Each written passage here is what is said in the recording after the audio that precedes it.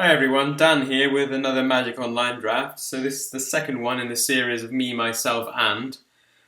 So this couples with the article Me, Myself, and Winning.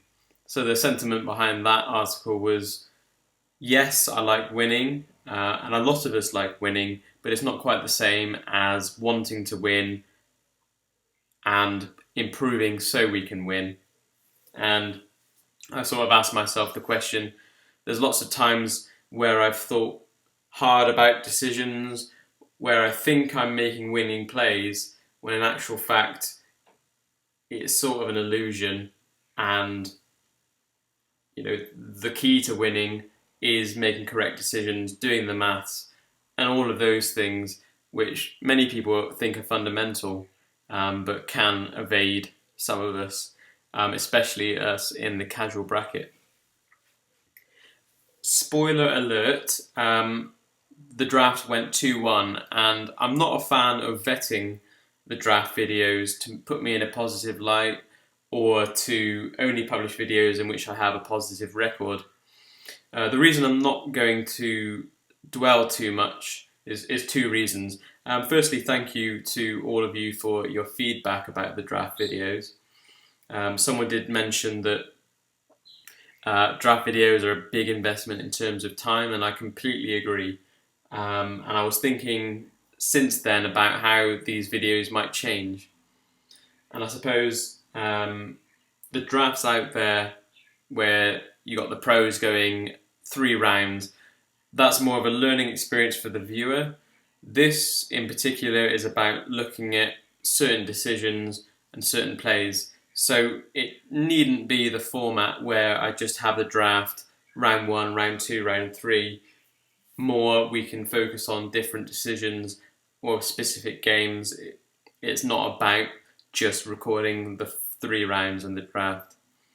And secondly, because the draft was really not very entertaining, apart from game 1. Game 1 was quite interesting. But I went 2-1 overall. The first game I lost very marginally. The second game, my opponent got very heavily mana screwed in both of the games. And on the third game, my opponent didn't interact, so the opponent was just away from keyboard or something. So I ended up winning that match as well.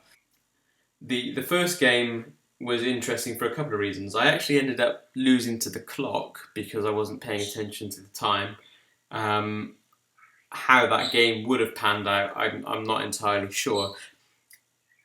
But there were a few key decisions I may or may not have made that contributed to my loss to that game, if you ignore the loss to the clock. So I'm just going to focus on a few of those plays, and of course on the draft, which didn't go very well, I feel. Partly because I'm not familiar with the Fate Dragons format, and partially because I'm not sure I was reading the signals correctly. But I'll let you decide on that. Okay, that took quite a long time to fire, possibly because everyone's playing the Holiday Cube or waiting for the next format to come along. But this is pretty exciting because we've got a Citadel Siege in this pack. It is coupled with a Sunstep Outcast, which is also a very fine card, so hoping that the player to my left doesn't pick that up. They may be looking towards an Aven Surveyor or even a Typhoid Rat, so I think that can be quite good. But there may be a little bit of contention to begin with, but Citadel Siege is such an incredible card. It's quite obviously the pick here. So from Citadel Siege to... well, we have a team of Sabertooth, and that's also a very strong card. We are solidly fixing ourselves with double green and double white, but the payoff for trying to stay in that colour combination could be really massive. I remember I used to like Grim Contest. Whether or not that's actually still considered to be a good card, I don't know. Bloodfire Enforcers is also really good, but I'm not sure in a deck with Citadel Siege that's where it needs to be. So I'll pick the Team of Sabertooth and just continue picking very strong cards, albeit ones that pull you in a certain colour combination quite strongly.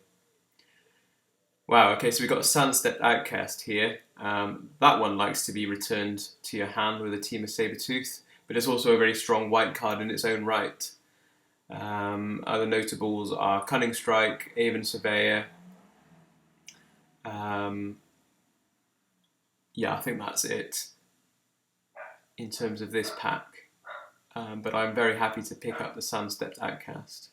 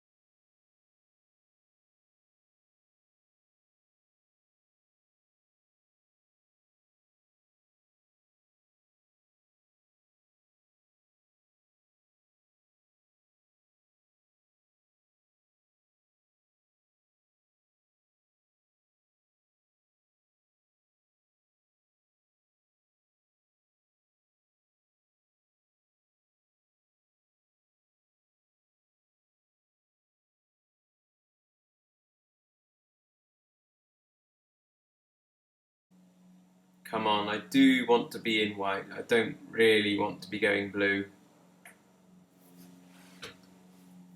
Well, there is a Pearl Lake Ancient, and that is a card when you play 7 mana for it. Um, you're happy to have around just because of the flash ability. So, other notables in this pack are Winterflame. I really liked Skuldkin in the original Khans. I don't know how strong it is now, but there's nothing in white that's pulling me in, and nothing particularly in green either. The long shot squad being the only option. So I'll take the Pearl Lake Ancient, and my deck's looking a little bit messy at the moment.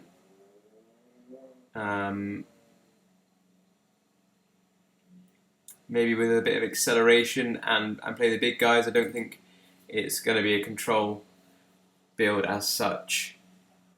Okay, so we've got Embodiment of Spring, which we might consider to fix our mana. Bit light on green and blue and white. The strongest card in here is Mardu Heartpiercer, I think. But it's too late to be switching to red now, I feel. Okay, this could be completely wrong, but I'll take Embodiment of Spring. This is a bit messy, I think. So we have the Dragonfly Savants in blue, Crippling Chill, can draw a card. Archer's Parapet is very good if we want to go on the more controlling side of things. We won't be able to activate it, but yeah, it's currently a very greedy proposition to be playing Citadel Siege in this. 2 colours is the only option. And the Savants are actually quite a good blocker, so I'll take that.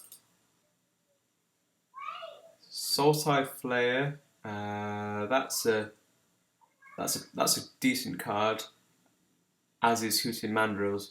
We're not on the Delve plan. Mardu Horde Chief is a good white card as well. I'm not really sure what's going on here, I have to be honest. I thought being past that Sandstepped Outcast by turn 3 maybe I'm overestimating the value of that card, or it's very possible there was something else in there worth taking over it. I'll take the flare.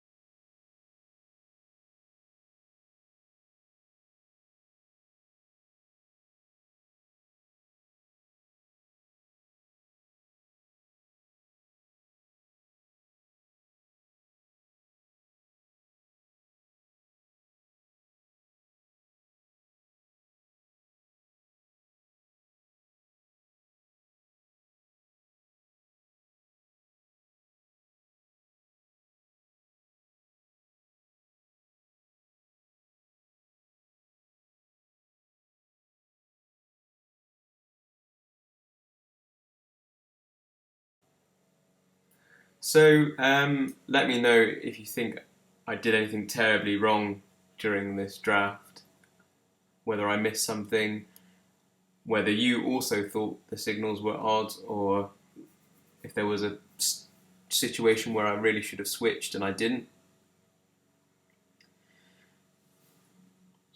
So Sandstep Citadel fixes green and white, as does Blossoming in Sands.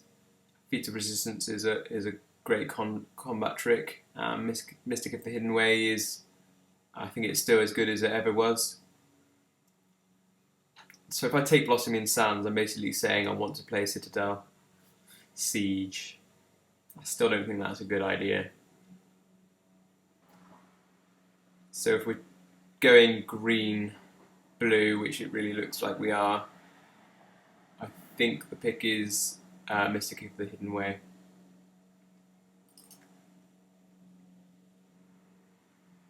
So the choice is Archer's Parapet, Crippling Chill, not so much Sago Archer. We also have the Swift Water Cliffs to activate the Scaldkin if we want to. I don't think the benefit of that outweighs Archer's Parapet though, or Crippling Chill, to be honest. I'll take the Parapet. Oh, okay, so here all the good green and blue cards come along. So we've got an Ice Feather Avon, which is fantastic. A Pine Walker, again fantastic. And a Loxodon. And I think I'd happily just take all three and stop drafting, I think. That's really unfair. But I think I'll take the Ice Feather Avon. It kind of progresses our plan of trying to prolong the game to get to our Pearl Lake Ancient. Hopefully we'll pick up some bigger guys as well, because it could really do with some more power in the Pine Walker and Woolly Loxodon as well. Okay, so Misfire Weaver is pretty cool. It's a 3/1 flyer, so we can nibble in with those little bits of damage. I'm going to take the white type now because it's quite clear we're not going to be playing white.